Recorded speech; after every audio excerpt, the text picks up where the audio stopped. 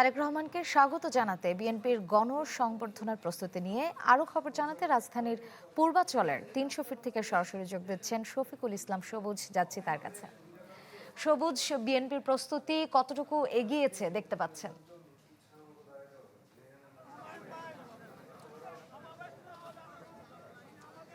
ক্ষণ গণনা কিন্তু শুরু হয়ে গেছে। আর কয়েক ঘন্টা পরেই বাংলাদেশের মাটিতে পা রাখবেন বিএনপির ভারপ্রাপ্ত চেয়ারম্যান তারেক রহমান। প্রায় ১৭ বছর পরে তিনি বাংলাদেশে আসছেন।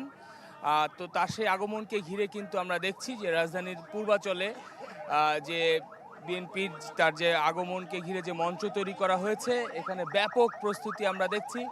আইন শৃঙ্খলা বাহিনীর কড়া নিরাপত্তা দেখছি এবং দেশের নানা প্রান্ত থেকে কিন্তু এখানে নেতাকর্মীরা উপস্থিত হয়েছেন।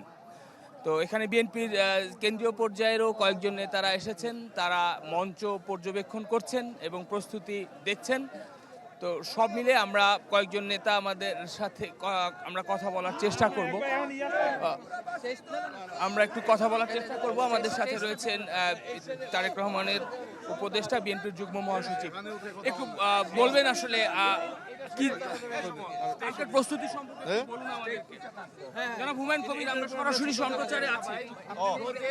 আচ্ছা, আচ্ছা দেখি।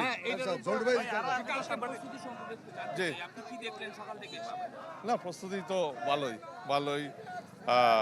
এখানে আমাদের স্ট্যান্ডিং কমিটির অন্যতম সদস্য জনাব সালাউদ্দিন সাহেবের নেতৃত্বে এবং জনাব রুহুল কবির রিজভী সিনিয়র যুগ্ম মহাসচিবের নেতৃত্বে ভালো প্রস্তুতি চলছে। অভ্যর্থনা রিসেপশন কমিটির তো এখানে দেখতেছেন উৎফুল্ল নেতাকর্মীরা। ইতিমধ্যেই তো হাজার হাজার নেতাকর্মী, কালকে সকালের ভিতরেই তো লাখ লাখ লোক ঢাকার সমাগম ঘটবে। সবাই আনন্দিত। নেতা 17 বছর পরে আমাদের নেতা দেশে আসছেন এবং এসে উনি হচ্ছেন এই মুহূর্তে মানে বাংলাদেশের গণমানুষের প্রধান আকর্ষণ, আশা আকাঙ্ক্ষার প্রতীক। তো ইনশাআল্লাহ ওনার দেশে ফেরা এবং এটা নিয়ে মানুষ উজ্জীবিত এবং people are looking forward to his leadership. 17 বছর পরে তিনি আসছেন, রাজনীতিতে কি ধরনের furniture just smarter, JMG furniture impact পড়বে আপনি ধারণা করছেন? ভালো পড়বে।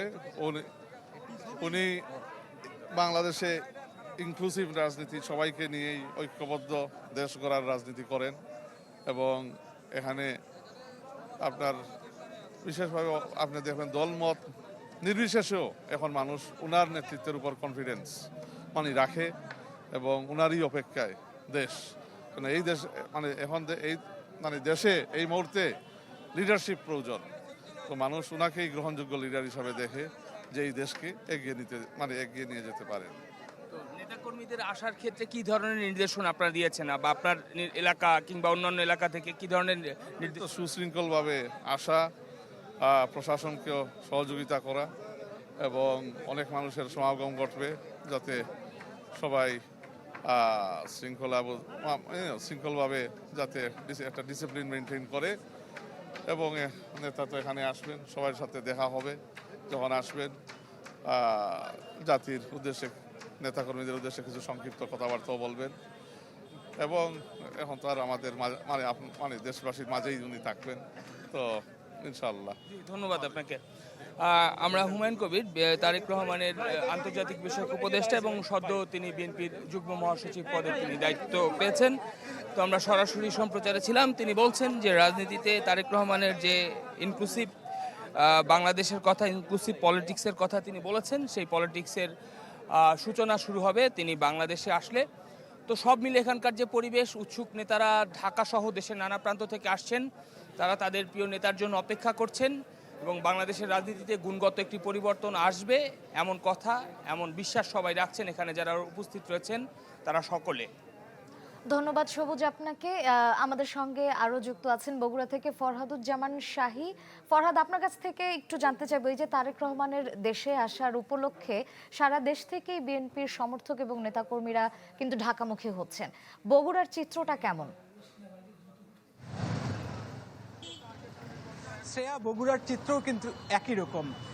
বগুড়া জেলা বিএনপির সভাপতি রেজাউল করিম বাদশার দাবি যে তারেক রহমান ঢাকায় ফেরার পরে তাকে যে সংবর্ধনা দেওয়া হবে সেই সংবর্ধনা উপলক্ষে বগুড়া থেকে ছোট বড় প্রায় 500টি গাড়িতে যাত্রীরা প্রায় 50,000 যাত্রী ঢাকার উদ্দেশ্যে যাবেন এবং এরই মধ্যে অধিকাংশ যাত্রী কিন্তু গতকাল সকাল থেকে শুরু করে আজকে পর্যন্ত যারা ছিলেন তারা কিন্তু পৌঁছে গেছেন। আরও যারা আছেন তারা কিন্তু আজকে বগুড়া শহর সহ বিভিন্ন উপজেলা থেকে সকাল থেকে বিভিন্ন নেতাকর্মীরা কিন্তু যাচ্ছেন। আমরা যেটা দেখতে পাচ্ছি যে তাদের দাবি যে প্রত্যেকটা উপজেলা হয়ে ছোট বড় যারা বিভিন্ন গাড়িতে যারা যাবেন তাদের মধ্যে প্রায় 50,000 নেতাকর্মী যাবেন এবং আজকে সকাল থেকেও আমরা বিভিন্ন নেতাদেরকে দেখছি যে তারা যাচ্ছেন এবং তাদের মধ্যে একটা উচ্ছ্বাস যে দীর্ঘদিন পরে দলের ভারপ্রাপ্ত চেয়ারম্যান দেশে ফিরছেন এবং তারা আগামী যে ভোট আছে সেই ভোটে নেতার নেতৃত্বে তারা অংশগ্রহণ করবেন এবং নির্বাচনে জয়লাভ করে সরকার গঠন করে তারা মানুষের সেবা করবেন, এরকমটাই কিন্তু তারা বলছেন। আমরা যদি দু একজনের সাথে কথা বলি যারা আজকে ঢাকায় যাচ্ছেন, আসলে আপনারা যে ঢাকায় যাচ্ছেন বা কি উপলক্ষে যাচ্ছেন বা আপনাদের কত নেতাকর্মী এখান থেকে যাচ্ছে যদি সেগুলো যদি একটু বলতেন আমাদেরকে। বিসমিল্লাহির রহমানির রহিম। বগুড়া জেলা স্বেচ্ছাসেবক দলের পক্ষ থেকে দেশবাসীকে অনেক অনেক শুভেচ্ছা ও অভিনন্দন। আজকে সারা বাংলাদেশের মানুষ এমন একটা ক্ষণে উপস্থিত, বাংলাদেশ একটি ইতিহাস তৈরি করতে যাচ্ছে। বাংলাদেশে বিগত 17 বছর গণতন্ত্রকে যেভাবে হত্যা করা হয়েছিল, দেশ নায়ক তারেক রহমানের স্বদেশ প্রত্যাবর্তন দিবস উপলক্ষে